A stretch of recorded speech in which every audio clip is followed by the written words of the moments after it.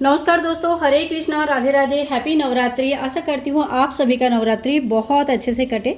तो देखिए, नवरात्रि का जो मेन वीडियो है वो मैं आप लोगों के साथ शेयर कर चुकी हूँ कि घर स्थापना सारी चीज़ें कैसे करनी है। तो आज के दिन आप उस तरह से सब कर लीजिए, साफ़ सफाई सब कुछ कर लीजिएगा। और आज नवरात्रि की पहले दिन है, तो सभी को नवरात्रि की बहुत बहुत शुभकामनाएं।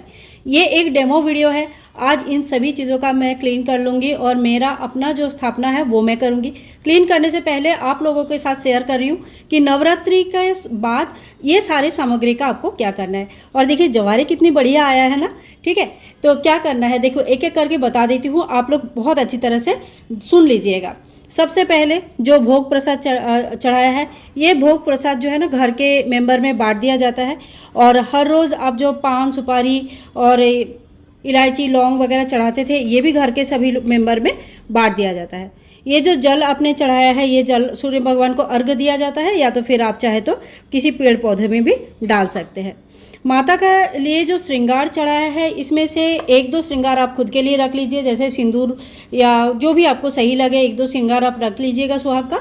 और बाकी चीज़ें जो है दान कर सकते हैं। दान किसको करना है? किसी पंडित जी को, पंडित जी की वाइफ को दान कर सकते हैं, ब्राह्मणी को दान कर सकते हैं, या घर के जो बड़े अपने सास या जेठानी या देवरानी, जो मतलब जेठानी या फिर ननद वगैरह कोई रहेगा जो आपसे बड़े हैं, उनको दान कर सकते हैं। ठीक है, तो इस तरह से आप इनको सुहाग की सामग्री को दे सकते हैं। ठीक है, तो ये एक चीज़ हो गई सुहाग की सामग्री का क्या करना है। पाठ वगैरह जो भी आपने इतना दिन तक पढ़ा है, 9 दिन तक जो भी पाठ आप करेंगे, वो पाठ पूजा होने के बाद संस्थान में रख दीजिए, अपनी ये पूजा घर में या जहाँ पर भी आप रखते हैं इसको, उस जगह पे पाठ को रख लीजिएगा। इसके बाद देखिए, जो दीपक है, अगर आपने अखंड दीपक प्रज्वलित किया है तो फिर नवमी के पूरा रात तक जलेगा। दसवीं के सुबेरे जब हम घट ये सारी चीज़ें हम क्लीन करेंगे, यानी कि सारी चीज़ें हम उठाएंगे, चौकी उठाएंगे, तब हमें हिलानी है। उससे पहले नहीं, नवमी के रात को नहीं चौकी उठानी है, आपको दसवीं के दिन सुबह चौकी उठानी है। ठीक है, तो इस बात का ध्यान रखें। नवरात्रि में 9 रात कंप्लीट होना चाहिए। तो उसके बाद जो पीतल के दीपक वगैरह है, ये सारी चीज़ें आप क्लीन कर लीजिए, धो के दोबारा यूज़ कर सकते हैं, तो इसमें कोई नहीं। और अगर मिट्टी का दीपक प्रज्वलित किया था तो मिट्टी का दीपक का आप विसर्जन, भूमि विसर्जन कर सकते हैं। ठीक है, इसके बाद देखिए, जो नवग्रह है, नवग्रह का जो ये हमने वस्त्र वगैरह चढ़ाया था, ये सारी चीज़ें दोबारा यूज़ नहीं होती है, तो ये सारी चीज़ें जो है ना आपको विसर्जन कर देनी है। ठीक है, ये सारी चीज़ें आपको विसर्जन कर देनी है, तो ये अपनी जगह से उठा लीजिए। नवग्रह का जो सुपारी है, ये आप चाहे तो भूमि विसर्जन कर सकते हैं, आप चाहे तो इनका जल विसर्जन कर सकते हैं, या तो फिर धो के दोबारा पूजा में, जब भी आप घर में पूजा करते हैं, नवग्रह स्तोत्र पाठ करते हैं या नवग्रह के स्थापना करते हैं कोई भी पूजा में, तो आप एक छोटी सी डब्बे में इन 5 सुपारियों को, 9 सुपारियों को अलग से रख दीजिएगा। इन सुपारियों से आप हर बार नवग्रह का स्थापना कर सकते हैं। ठीक है, तो ये हो गया नवग्रह का। इसके बाद देखिए, जो सिंदूर है, ये सिंदूर सुहाग का सिंदूर जो होता है माता को चढ़ाया जाता है। चढ़ाने के बाद जो हाथ में रहता है वो सिंदूर हम मांग में लगाते हैं। 9 दिनों तक इस सिंदूर मम्मी अपने माता रानी के पास रहता है। उसके बाद आप इस सिंदूर के डब्बे अपने मंदिर में रख सकते हैं और इसी से माता रानी को सिंदूर चढ़ा सकते हैं। झूठा मत कीजिएगा, अपना खुद यहाँ से डायरेक्ट मत लगाइएगा। ठीक है, इतना हो गया। इसके बाद देखिए, जो जवारे हमने बोया है, ये जवारे का क्या करना होता है। तो देखिए, ये जो जवारे होते हैं, इनका क्या करना रहता है, ये इनमें से थोड़ा सा कट करके घर के दोनों साइड में लगाते हैं बहुत लोग। हर जगह पे अपना अपना मान्यता है और अपना अपना हिसाब से जवारे का यूज़ किया जाता है, तो इसको आप अपने घर के दोनों साइड में लगा सकते हैं। दूसरी बात है कि आप इन जवारे को, जो कुंवारी कन्याएं होते हैं, उनके कान के यहाँ पे थोड़ा सा जवारे फूल के साथ लगाया जाता है, हाथ में कुछ दक्षिणा वगैरह दिया जाता है, तो कुंवारी कन्याओं को ये भेंट स्वरूप दिया जाता है। गाय को आप खिला सकते हैं जवारे, अपना खुद भी चाहे तो इनका जूस बनाकर पी सकते हैं। तो जवारे का यूज़ बहुत तरह का होता है, और एक जो सबसे मेन यूज़ होता है वो दशहरा का दिन जवारे को कट करके पूजन किया जाता है। ठीक है, वो पूजा विधि भी मैं आप लोगों के साथ शेयर कर दूंगी। तो आपके ये जवारे का ये सारे नियम होते हैं।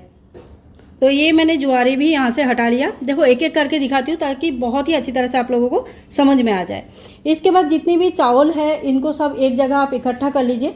अगर बहुत ज़्यादा चावल का आपने यूज़ किया है तो उस चावल को आप दान कर सकते हैं, और अगर कम चावल का यूज़ किया है तो आप चिड़िया को दे सकते हैं।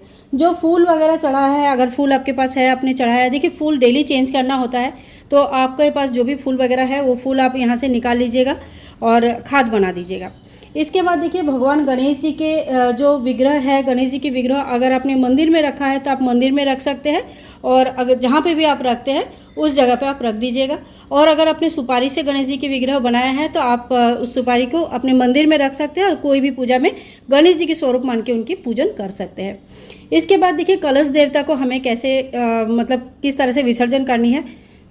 आपको दोनों हाथ जोड़ के कलश देवता को ऐसे पकड़ना है और ऐसे थोड़ी सी हिला देना है इनको, ठीक है, थोड़ा सा हिला देना है।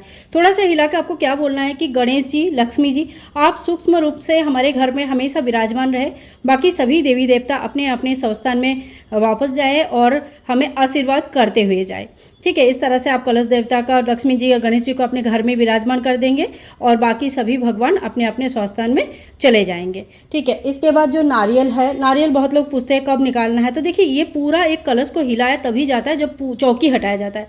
आपके यहाँ पे अगर नवमी के दिन हिलाया जाता है, अष्टमी के दिन हिलाया जाता है, तो आप देख लीजिएगा अपना नियम। वैसे नियम ये होता है कि नवरात्रि का 9 रात पूरा इसको किसी भी चीज़ को नहीं हिलाना चाहिए।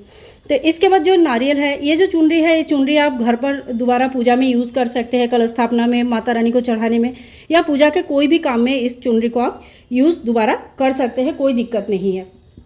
और जो नारियल है इसको बहुत जगह पे तोड़ के प्रसाद स्वरूप खाया जाता है, बच्चों में बांटा जाता है। बहुत जगह पे भूमि पे इसको गाड़ दिया जाता है ताकि नया पौधा आ जाए, और बहुत जगह पे जल विसर्जन किया जाता है। अपने अपने घर और क्षेत्रों के हिसाब से अलग अलग नियम होता है। तो आप चाहे तो इसको प्रसाद स्वरूप खा सकते हैं, चाहे तो इनका भूमि विसर्जन कर सकते हैं, चाहे तो इनका जल विसर्जन भी कर सकते हैं, ठीक है। तो ये हो गया। इसके बाद मैंने कहा जो भी चावल है उनका क्या करना है मैंने बता दिया आप लोगों को। ये जो चावल होता है इन सभी को हमें ज़्यादा चावल है तो दान कर सकते हैं, कम चावल है तो चिड़िया को डाल सकते हैं। ये जो पत्ते, फूल पत्ते वगैरह, फूल पत्ते जो भी है सब खाद बन जाता है, तो फूल पत्ते सब आप खाद के स्वरूप में रख लीजिएगा। ये जो जल है ये बहुत ही क्या कहते हैं इसको, मतलब इतना दिन से ये माता रानी के सामने रहता है, इतना पाठ किया है आपने, अखंड दीपक प्रज्वलित किया है, बहुत ही शुद्ध जल होता है। तो एक फूलों की मदद से इस जल के छींटा पूरे घर में आप छिटाइए, पूरे घर में दीजिए छींटा, और बाथरूम टॉयलेट छोड़ के सभी जगह दे सकते हैं। उसके बाद जो भी जल बच जाएगा वो आप किसी पेड़ पौधे में डाल सकते हैं। ये जो इसमें लौंग, इलायची, ये थोड़ा सा फूल के बड़ा हो जाता है, और इसमें जो सिक्का सुपारी थोड़ा नीचे है, ठीक है, वो निकाल लीजिएगा।